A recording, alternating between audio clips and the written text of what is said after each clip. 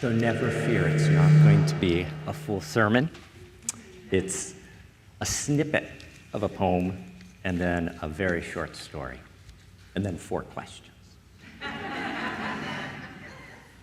Oh, you're going to love the questions. El gran poeta mexicano Octavio Paz escribe. The great Mexican poet Octavio Paz writes, water and wind, agua y viento. The wind sings in its turnings. The water murmurs as it goes. One is the other and is neither. Among their empty names, they pass and disappear. Water and wind, agua y viento. We have a story. It's an old story from the lands that we once called Arabia. It comes from the religion of Islam. Our story is called The River and the Wind. Once upon a time, there was a river. It had fresh, clear water that was perfect for jumping in and swimming and drinking. Remember that, when you could drink the water of the river? The river flowed from high in the mountains. It flowed down to the Central Valley through farms and forests, over rocks and waterfalls, through towns and empty places. Because of the drought, it was less full than usual, but it still flowed fresh. On and on the river flowed. It felt like it was part of this great life adventure. Somehow, the river knew that one day it was going to be part of something greater. It just didn't know what that something greater was going to be. One day, the river reached the sands of the desert. The desert spread out for miles to the left, miles to the right, and miles and miles and miles and miles straight ahead. Just as it flowed through every other thing it faced, the river tried to flow across that huge desert. But the river found that as fast or as hard as it flowed, its waters just disappeared, sinking into the hot, deep, dry sand. The river believed that its destiny, its purpose, would be found on the other side of that desert, and yet it could not get across. It was very unsettling and upsetting. The river didn't know what to do. It felt anxious and uncertain. These were charted times. Suddenly, a hidden voice coming from the desert itself whispered, "The wind crosses the desert, and so can the river." The river said, "What do you mean that I can cross the desert? I've been trying to flow on top of the sand, but I'm only getting absorbed, sinking down and disappearing. The wind can fly across the desert, but I can't."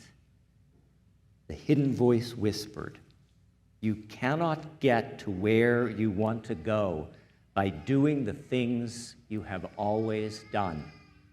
You must let go. You must change." The river asked, "But how can that change happen?" The voice replied, "By allowing yourself to be carried by the wind." This idea was not acceptable to the river. After all, it had never been carried or held by anything before. It was a self-sufficient river. The river didn't want to let go, and it certainly didn't want to make a change. The hidden voice whispered, "You cannot get to where you want to go by doing the things you have always done. You must let go. You must change. The wind, said the hidden voice, will help you. It takes up water, carries it over the desert, and then lets it fall again. The river thought and then asked, but will I be the same river that I am today? The whisper said, are you ever the same river? Haven't you already gone through many changes? From your birth in the high mountains, haven't you already flowed through many places? To get to this place in the Central Valley, haven't you already moved through many places? Now, to go to where you want to go next, to become who you want to be next, you must let go of what you know. When it heard this, certain long-ago memories began to rise in the thoughts of the river. It began to remember a long-ago time in which it or some part of it had been held in the arms of the wind. It also remembered, or did it, that it had been carried to some place new. And so, the river raised its waters into the welcoming arms of the wind, which gently and easily evaporated it, absorbed it, took it up into a cloud. And in that cloud, the wind carried it across that wide, wide desert, many, many miles, and then let it fall softly as raindrops on the other side. The raindrops joined to become the river. The river was happy and began to flow forward once more until one day it met a great ocean. Once again, the river let go and allowed a change, this time letting the waves and tides of the great ocean absorb it, letting itself become part of the vast sea. And that's how the river finally found its destiny, its purpose, and became part of something greater, part of the great waters of the world.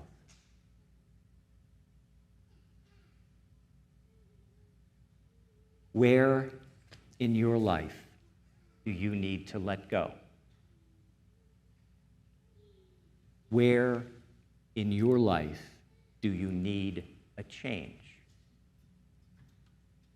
What might you let carry you? Where in your life could you become part of something greater?